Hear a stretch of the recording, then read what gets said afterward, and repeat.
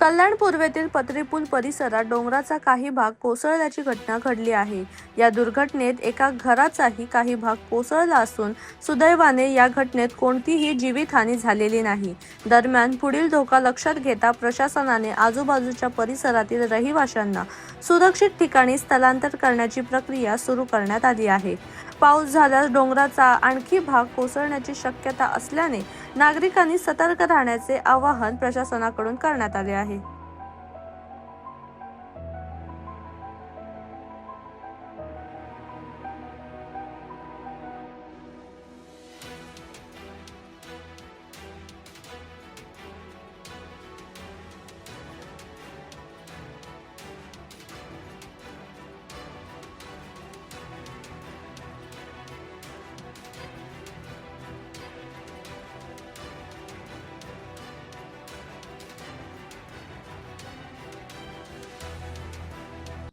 ती 4-5 दिवसापासून खूप पाऊस आहे आणि हा सगळा डोंगराळ भाग आहे आणि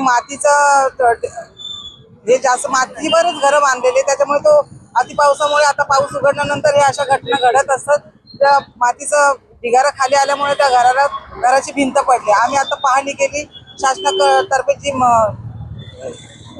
मदत देता येईल तेवढी आम्ही त्यांना मदत करू। आपण बघितलं आहे की गेले बरेच दिवसापासून खूप जोराने पाऊस पडत आहे। या अतिवृष्टीमुळे आपण बघितलं असेल संपूर्ण जनजीवन हे विस्कळीत झालेलं आहे आणि आमचा हा 18 प्रभाग जो आहे तो पूर्ण डोंगराळ असल्या कारणाने त्या ठिकाणी आम्ही सतत पाहणी दौरे चालूच आहेत। वॉर्ड ऑफिसर मॅडम सुद्धा त्या आणि आम्ही मिळून सगळेजण पाहणी करत आहोत। डोंगराळ भागामध्ये दरड कोसळण्याचे प्रमाण पण मोठ्या प्रमाणात आहेत आणि आपण बघितलं असेल की पत्रीपूलला एक घर आहे जे अतिवृष्टीमुळे कोसळलं आहे आणि अतिवृष्टीला आहेच त्याचप्रमाणे मेट्रोचं जे काम चालू आहे त्याच्या हादऱ्या बसून सुद्धा त्या घराला तडे गेलेले होते आणि त्यामुळे आज बघितलं असेल तर ते घर कोसळलेलं आहे।